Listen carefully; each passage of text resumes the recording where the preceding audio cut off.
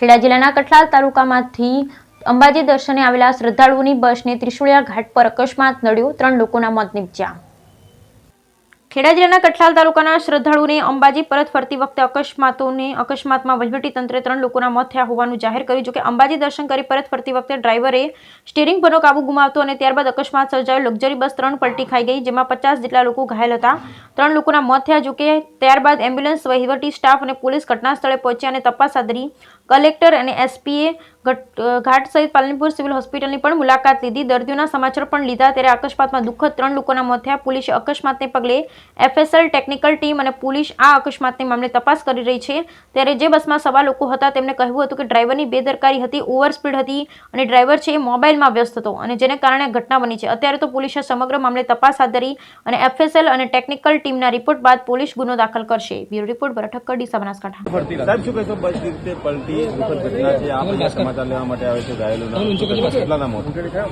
આજે સવારના રોજ અંબાજીથી નડિયાદના કઠલાલ અને આસપાસના ગામના લોકો દર્શન કરી અને પરત ફરી રહ્યા હતા ત્યારે ત્રિશુળિયા ઘાટ પાસે બસની પલટી ખાવાના સમાચાર મળ્યા હતા। તાત્કાલિક એમ્બ્યુલન્સ અને વ્યવસ્થા કરી સીએચસી દાતા ખાતે તમામને રિફર કરવામાં આવ્યા હતા। બસમાં 60 કરતાં પણ વધારે મુસાફરો હતા। ત્યારબાદ પાલનપુર સિવિલ હોસ્પિટલ ખાતે 52 જેટલા લોકોને રિફર કરવામાં આવ્યા। હાલમાં જે 52 ઇજાગ્રસ્તોમાંથી 2 આઈસીયુમાં છે, બાકીના તમામ સ્ટેબલ છે અને તમામની સારવાર માટે હોસ્પિટલનું તંત્ર ખડે પગે છે।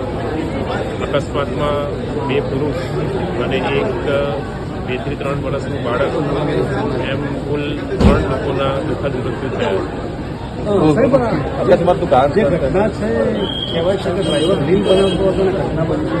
હાલમાં પોલીસ ઇન્વેસ્ટિગેશન એ સંદર્ભમાં ચાલી રહ્યું છે અને ત્યારબાદ પોલીસ તપાસ પૂર્ણ કર્યા બાદ આના ઉપર વધુ પ્રકાશ પાડી શકશે।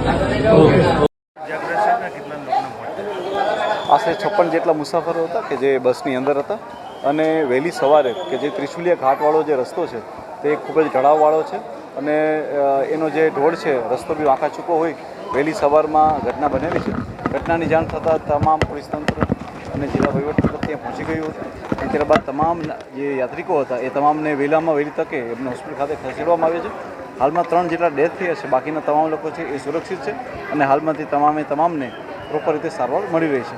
આ સિવાય પોલીસે જે છે એ જે ઘટના બની છે એમાં જે બસીસ છે તેને લઈ અને એક મિકેનિકલની ટીમ, મિકેનિકલ સેફ્ટીની ટીમ ત્યાં મોકલી દીધી છે। અમારી એફએસએલ ટીમ પણ ત્યાં છે, જેથી કરીને એક્સિડન્ટ શેના કારણે થયો છે, શું એની ક્લચ કે બ્રેકમાં કોઈ પ્રોબ્લેમ હતો કે બીજા કોઈ કારણથી એક્સિડન્ટ થયો છે એ બાબતની પણ ઊંડાણપૂર્વકની હાલમાં તપાસ છે એ ચાલુ છે। હાલમાં જે છે એનું પ્રોપર ઇન્વેસ્ટિગેશન હાલમાં ચાલુ છે કે કેવી રીતના આ ઘટના બની છે, કારણ કે જે જગ્યાએ બની છે તેમને સ્કીટ માર્ક્સ મળ્યા છે, જેથી કરીને એફએસએલની ટીમને ત્યાં રવાના કરેલી છે। એક વખત પ્રોપર ઇન્વેસ્ટિગેશન થઈ જાય ત્યારબાદ જ અમે આપને એ વસ્તુ કહી શકીશું। હા, અમને એક મુસાફર દ્વારા એ જાણ થઈ છે કે ડ્રાઈવર છે રીલ બનાવતા હતા, પણ હાલમાં જે બીજા મુસાફરો છે તે સ્ટેબલ થાય અને તમામના એક વખત નિવેદન થઈ જાય ત્યારબાદ છે એ ઘટના પર વધારે આપણે ફોકસ કરી શકીએ ખરેખર ઘટના શું બની હતી।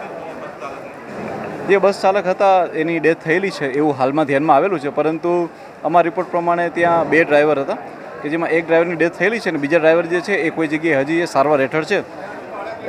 એક વખત તેમનું બી સ્ટેટમેન્ટ થઈ જાય પછી અમે આપણે ચોક્કસ કહી શકીશું કે બંને ડ્રાઈવરમાંથી કયા ડ્રાઈવરની ડેથ થયેલી છે અને કોણ છે એની ઇજાગ્રસ્ત છે, એની હાલમાં કયા પ્રકારની સારવાર ચાલુ છે।